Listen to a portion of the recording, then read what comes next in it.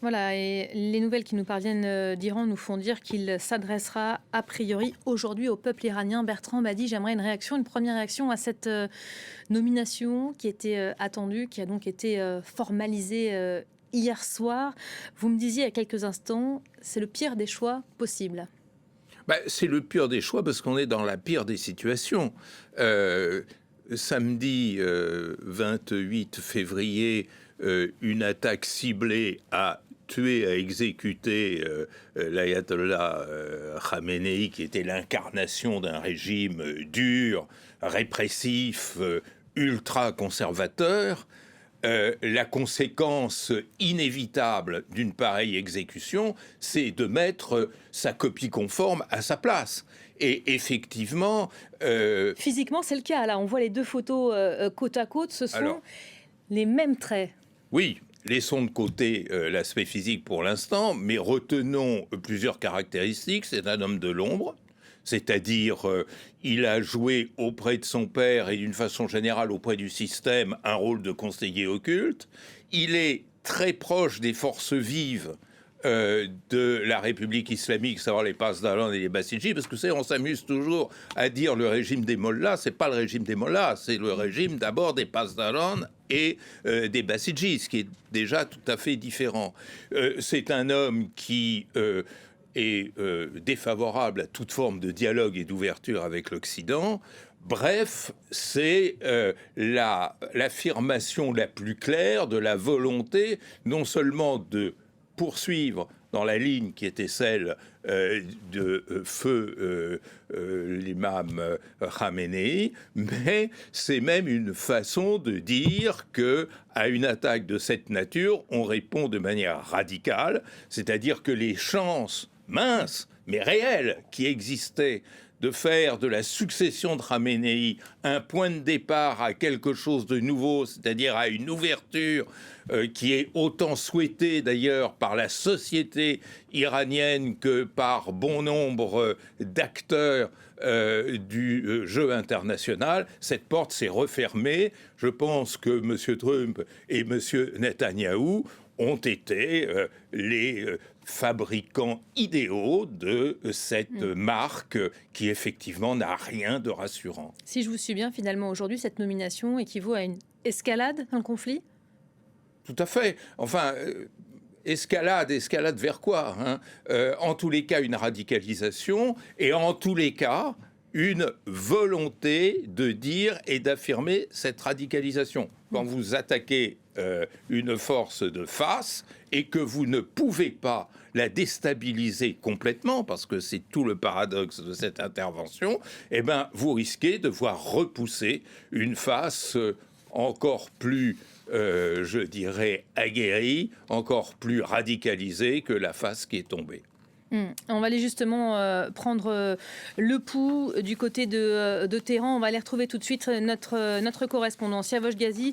Bonjour Siavosh, on est en train de commenter évidemment cette désignation, celle de ce nouveau guide suprême. Les partisans du régime, eux, sont réunis au moment où l'on se parle dans le centre de Téhéran, sur la place de la Révolution. Ils sont venus afficher leur soutien à ce nouveau dirigeant. Oui, à la fois le soutien, mais aussi l'allégeance au nouveau guide suprême iranien qui remplace son père. Donc, il doit prononcer cet après-midi un discours, il doit s'adresser à la nation.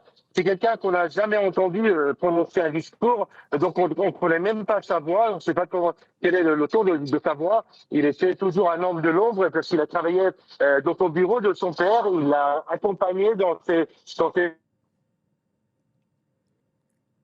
il était en quelque sorte très impliqué dans toutes les décisions et dans la gestion du pays auprès de son père.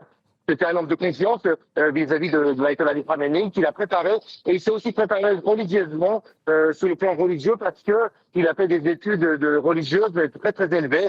Il a le rang de Moshahed actuellement, et donc un rang qui lui permet d'être dans l'équipe suprême iranien. Donc pour les partisans du régime, c'est la personnalité qui va permettre de suivre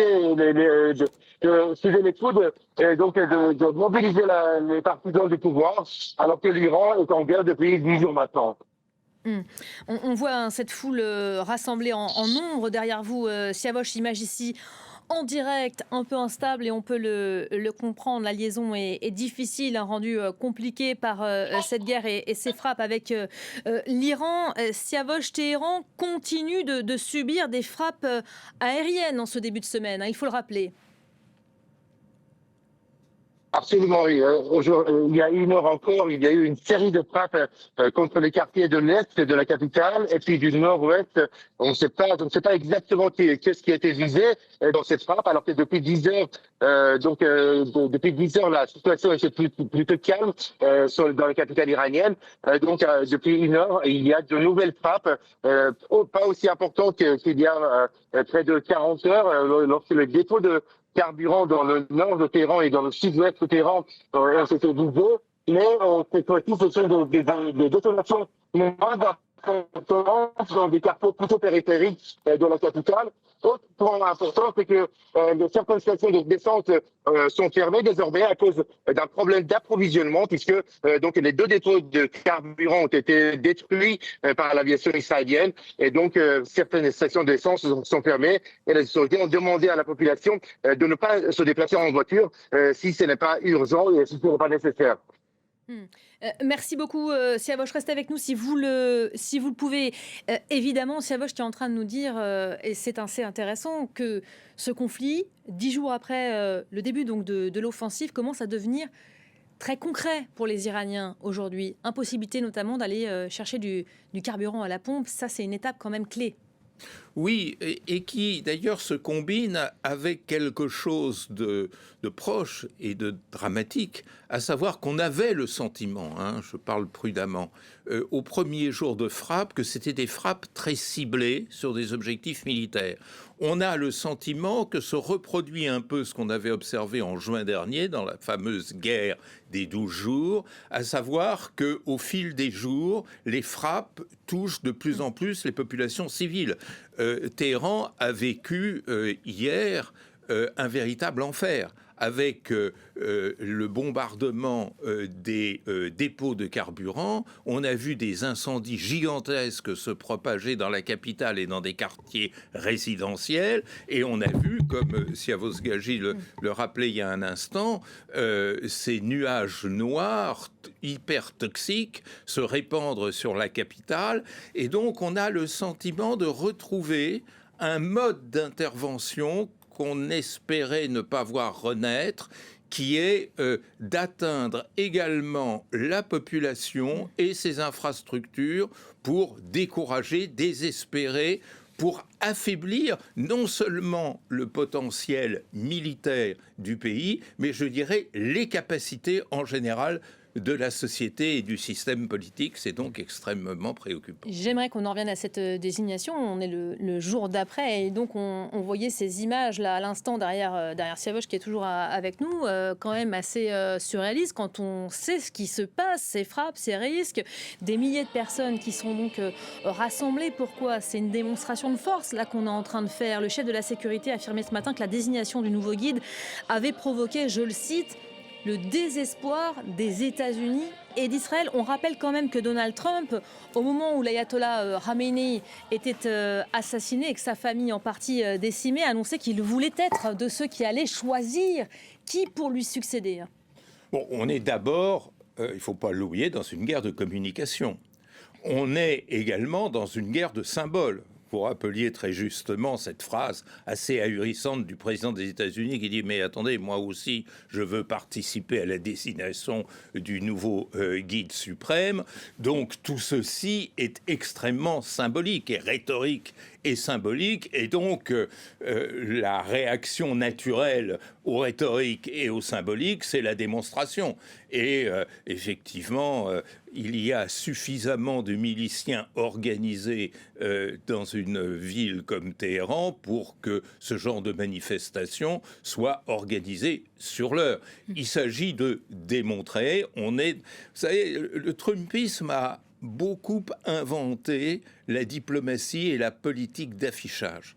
C'est-à-dire, il y a la frappe et puis il y a aussi ce jeu de symboles qui relevait d'une provocation dont on savait très bien qu'elle provoquerait une réaction forte. Dire, écoutez, je vais être parmi les électeurs du Guide suprême, c'est encore plus fort que lorsqu'il a expliqué qu'il allait désigner les membres du Conseil de la paix. Ça fait partie de cette espèce d'égo surdimensionné, cette volonté surtout des États-Unis d'affirmer leur hégémonie, non plus par des formes concrètes et matérielles de contrôle, mais par la création d'une ambiance de domination.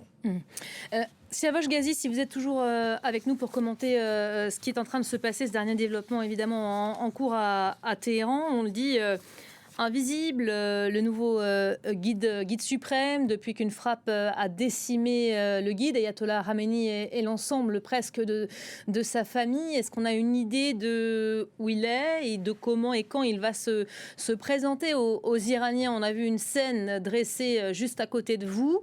Une apparition publique, ça paraît quand même improbable aujourd'hui.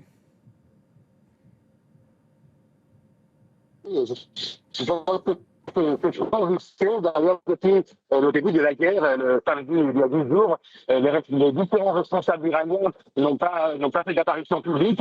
Il s'agissait plutôt de messages vidéo enregistrés ou de textes sur le réseau X par lesquels ils s'exprimaient. Donc il n'y a pas eu de discours, il n'y a pas eu d'apparition à la télévision d'État. C'est trop risqué et on ne sait pas si le nouveau guide suprême iranien va prendre le risque d'apparaître en public alors que le président Trump a clairement déclaré qu'il était une cible préférée de l'armée américaine et de l'aviation israélienne.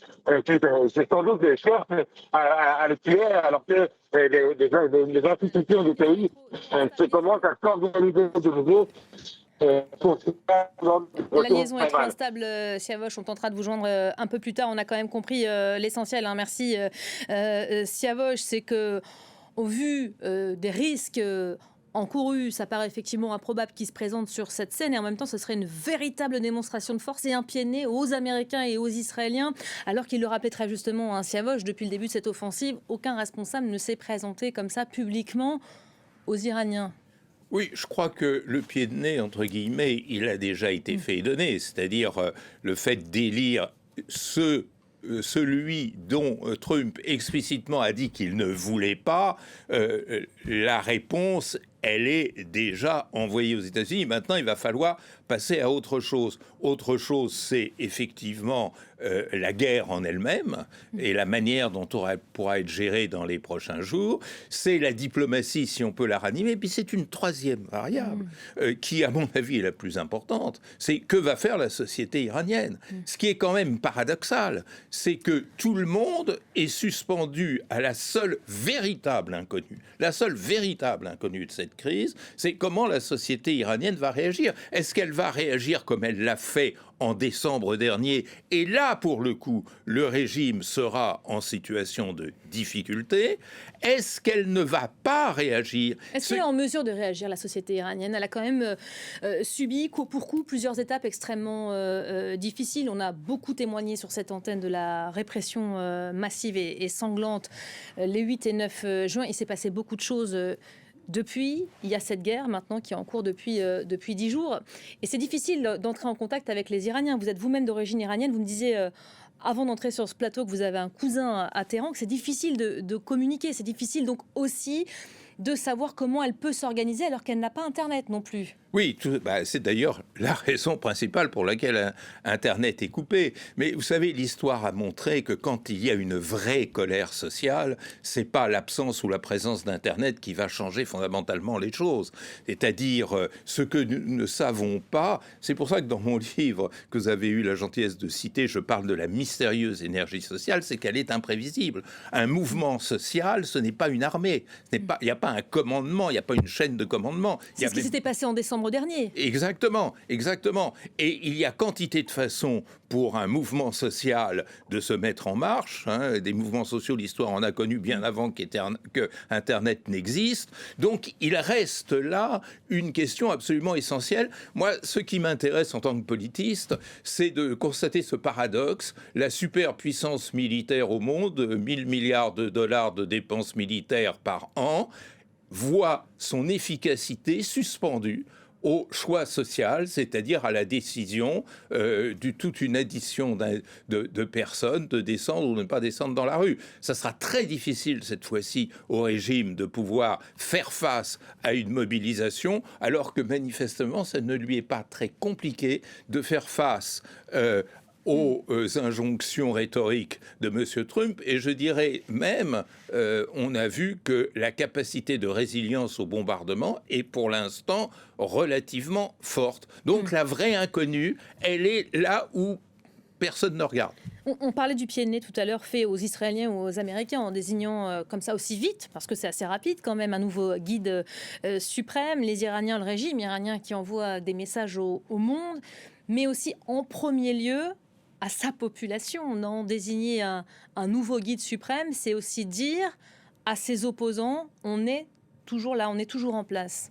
Oui, vous avez raison de dire que c'est un jeu triangulaire en quelque sorte, c'est-à-dire le régime, le monde, la société. C'est effectivement cela. Alors, il y a, et le régime le sait, il y a une façon, y compris pour le régime, de se sauver. Je ne parle pas du système se stabiliser, mais pour le régime de sauver sa peau. C'est quoi? C'est un certain nombre de concessions majeures montrant qu'on est dans une dynamique de réforme profonde. L'action qui a été menée par Israël et les États-Unis rend impossible ce genre d'ouverture. Et ça, notamment, ça s'est concrétisé par cette décision de choisir un élément très radical. Donc, il y a une possibilité. Cette possibilité, elle avait été ouverte en 2015 avec l'accord sur le nucléaire, où on a vu pendant 3 ans, jusqu'en 2018, quand Trump l'a supprimé d'un trait de plume, le système s'ouvrir. Et en s'ouvrant, un système s'oxygène, rassure. Alors, évidemment, ça ne sera pas le consensus immédiat, mais ce serait un cheminement qui permettrait d'aller vers une porte de sortie face à une société qui demande, je répète la formule, femme, vie et liberté. Et ça va être très difficile en matière de vie parce que les sanctions sont très fortes. Mais s'il y a un assainissement des rapports avec l'international, il peut y avoir levée de sanctions. Pour les conditions féminines, les décisions peuvent être prises immédiatement. Pour la liberté, effectivement, on peut aussi penser à une éventuelle perestroïka. Mais ce n'est pas les bombardements qui vont favoriser ce genre de sortie. Vous reprenez le slogan qui avait émergé dans ces manifestations à la suite de la mort de Mahsa Amini. Zan Zendegi, Femme, vie, liberté, qui est plus que jamais finalement d'actualité. Les Israéliens annoncent en ce début d'après-midi avoir lancé une attaque de grande ampleur sur Téhéran, Ispahan et le sud de l'Iran. Donc ce sont ces frappes dont nous témoignait Siavosh il y a quelques instants. Est-ce qu'on peut envisager que le nouveau guide suprême soit une cible très forte des Israéliens aujourd'hui? Est-ce qu'il a de longs jours devant lui? On va poser la question comme ça. C'est en tous les cas ce qui a été annoncé par la partie israélienne, à savoir tout nouveau guide sera une nouvelle cible. Il y avait même été question à un moment de cibler le Conseil des experts, celui qui désigne le guide, de manière à anéantir. Ça n'a pas été fait. Ça n'a pas été fait. Alors pourquoi, ça je ne suis pas en mesure de vous le dire, mais en tous les cas, il est évident, et c'est pour ça d'ailleurs, vous posiez la question tout à l'heure, pourquoi il ne se montre pas en public, c'est je pense une des raisons essentielles qui vient expliquer la chose. Maintenant, effectivement, il faut voir que ces attaques, elles ont 3 rationalités. Il faut faire très attention. Et on ne sait pas bien comment ces 3 rationalités sont dosées. La première et la plus évidente, c'est affaiblir.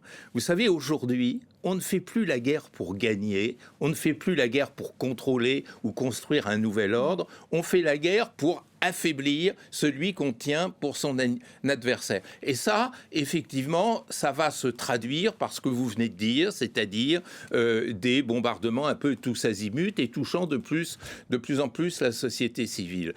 La deuxième rationalité, après l'affaiblissement, c'est la désespérance, c'est-à-dire montrer qu'il n'y a pas de solution. Or, Trump parle de capitulation, mais la méthode choisie fait que ce régime, dont on sait très bien que le sort de sa population n'est pas le souci principal, ne prendra jamais pour lui-même le risque de s'ouvrir, le risque de faire de concessions s'il n'a pas la certitude d'avoir des concessions en face. Trump misait sur un conflit de 4 à 6 semaines. Le régime a dit ce week-end qu'il était en capacité de tenir 6 mois. Est-ce que c'est vrai déjà? Est-ce qu'il faut se préparer? Est-ce que vous vous préparez déjà à un conflit qui dure dans le temps, qui tienne dans le temps? Vous savez, je ne les ai pas eus au téléphone, donc je ne sais pas ce que sont leurs vraies intentions. Mais il y a quand même l'histoire, il y a quand même les pratiques de même nature. Ce genre de guerre d'intervention, qui est une guerre par définition mal pensée, mal théorisée. Il n'y a pas un Clausewitz pour théoriser ces guerres d'intervention.